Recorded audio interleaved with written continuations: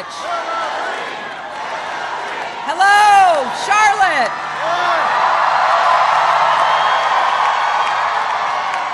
It is so great to be back in North Carolina with so many friends, with Congresswoman Alma Adams and Congressman David Price and Congressman G.K. Butterfield, and your next U.S. Senator, Deborah Ross, and your next Governor, Roy Cooper, and of course, with our President, Barack Obama.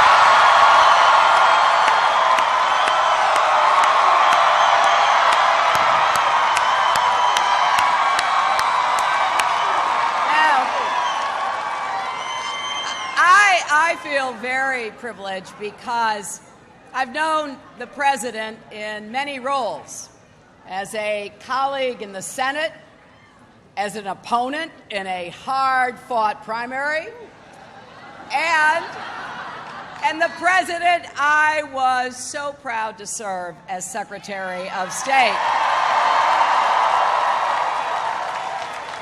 But I've also known him as the friend that I was honored to stand with in the good times and the hard times.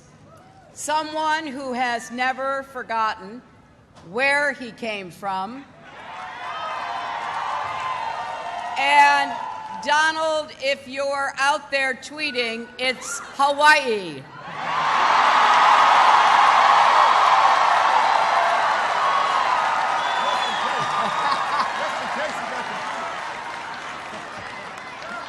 Over the years, we've had some memorable experiences together, like storming a secret meeting of foreign leaders at a global climate summit. That was fun. You should have seen the Chinese guards try to stop us. Now, they put their arms out, and the President just went right through. Then they put their arms out, and I went right under. And the President, with that amazing smile of his, says, "Hey, we've been looking for you." Now, through it all, as we went from political rivals to partners to friends, my esteem for him just kept growing. And so did my admiration for his brilliant wife, Michelle.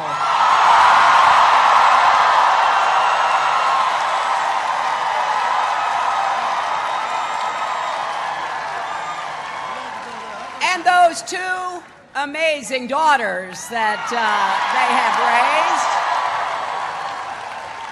raised. You know, my husband and I know a little bit about how hard it is to raise a child in the public eye, in the fishbowl of the White House, but the Obamas have done a fabulous job.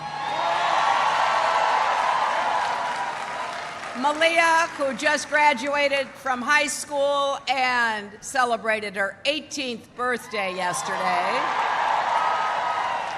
And Sasha, who has the energy and enthusiasm of a wonderful young woman. Now, I happen to think those two young women may be the most impressive accomplishment of all of our president.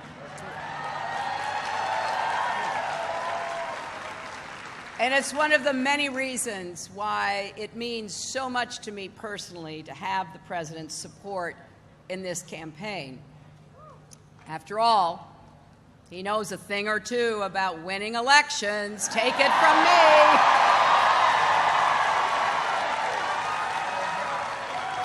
And he also knows that despite all the progress we've made under his leadership, and yes, we have,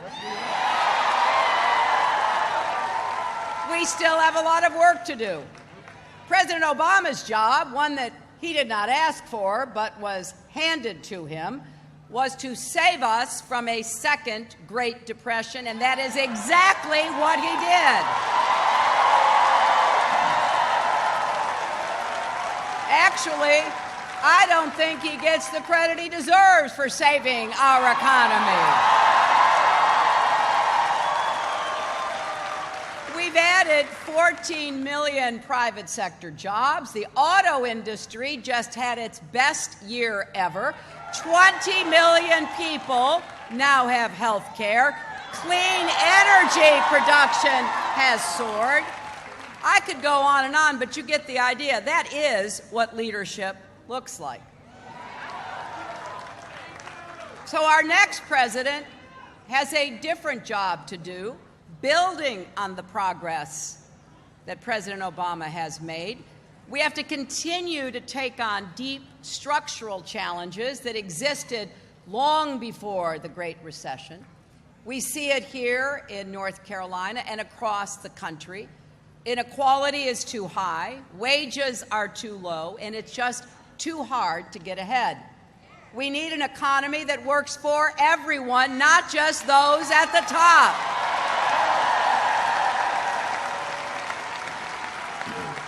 So we're setting 5 big, ambitious goals. First, under President Obama and Vice President Biden, we've had 75 straight months of job growth. I want us to see 75 more. So in my first 100 days as president, we'll make the biggest investment in new, good-paying jobs since World War II.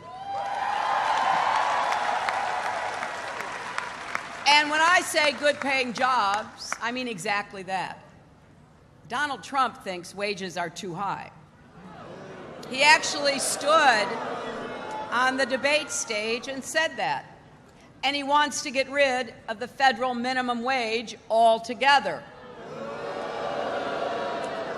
Well, I think anyone who is willing to work hard should be able to find a job that pays well enough to raise a family.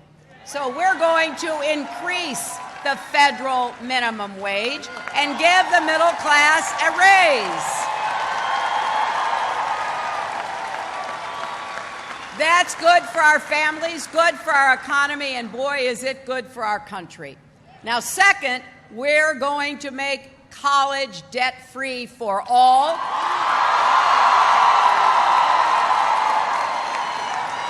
And we're going to build on the president's idea to make community college free. And we're going to help millions of people struggling with existing student debt save thousands of dollars.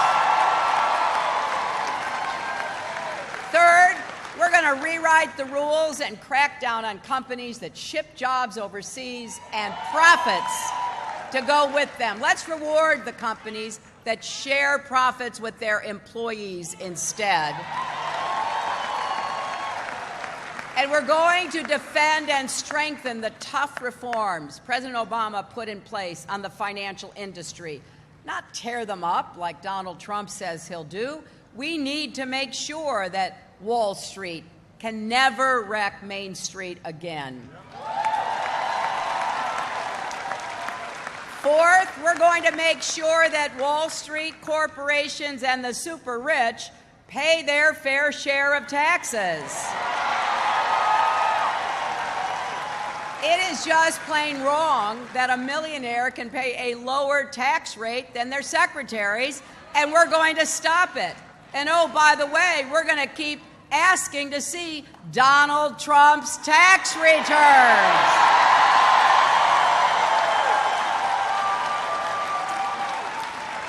And finally, we're going to step up and respond to the way American families actually live and work in the 21st century. Our families, our workplaces have changed, so isn't it time that our policies change too?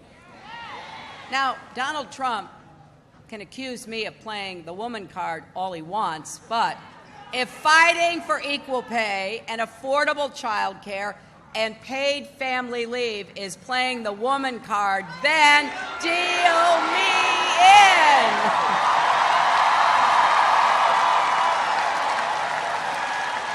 And you know, most of all,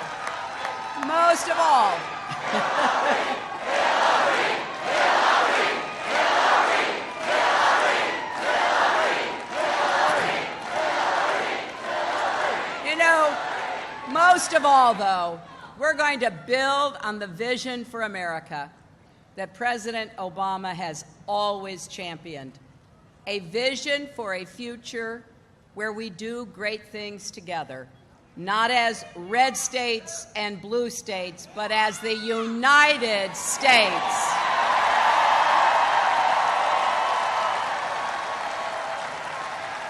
When I look at President Obama, I see a leader with heart, depth, and humility. Someone who, in spite of the obstruction he's faced, still reaches for common ground and common purpose. Now, some of you might remember that he and I competed against each other as hard as we could back in 2008, but when it was over, I was proud to endorse him and campaign for him. And I'll never forget when he called me the Sunday after the election asking me to come to Chicago. It turned out he wanted me to be Secretary of State, and I don't think anybody saw that coming, especially me. And as I traveled on behalf of our country, a lot of people would ask me how President Obama and I could work so well together after being such fierce competitors. In some places, you know, the person who loses an election gets exiled or executed, not asked to be Secretary of State. But President Obama asked me to serve, and I accepted. You know why? We both love our country.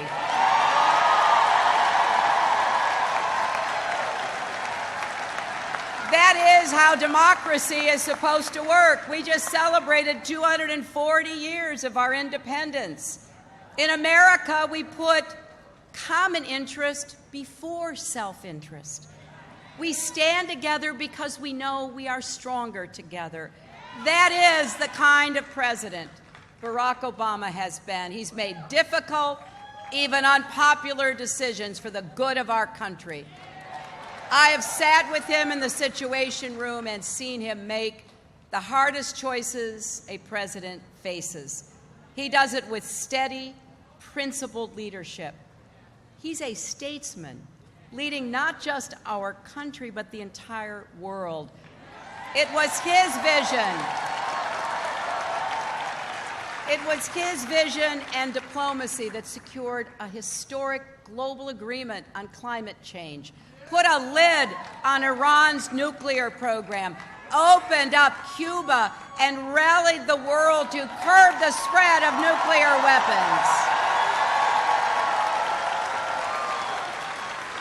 I saw him go toe-to-toe with the toughest foreign leaders and to give the order to go after Osama bin Laden. This, my friends, is a president who knows how to keep us safe and strong. Compare that to Donald Trump. Can you imagine him sitting in the Oval Office the next time America faces a crisis? The world hangs on every word our president says, and Donald Trump is simply unqualified and temperamentally unfit to be our president and commander-in-chief. So here in North Carolina, this election is our chance to say our country is better than this. In America, we don't tear each other down, we lift each other up. We build bridges, not walls. We don't call the country we love a disaster or a laughing stock. We know America already is the greatest country on earth.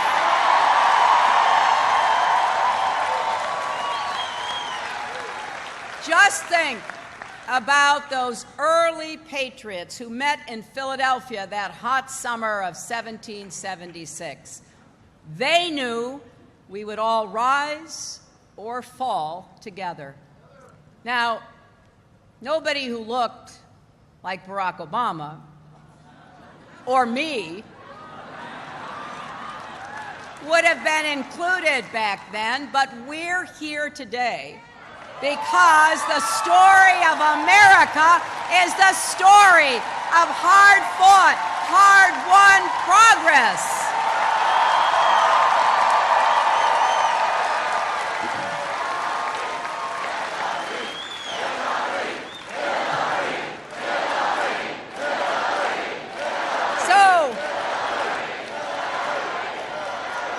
I want you to remember that for 240 years, our history has moved in that direction, slowly at times, but unmistakably. As the President has reminded us, the arc of the moral universe is long, but it bends toward justice.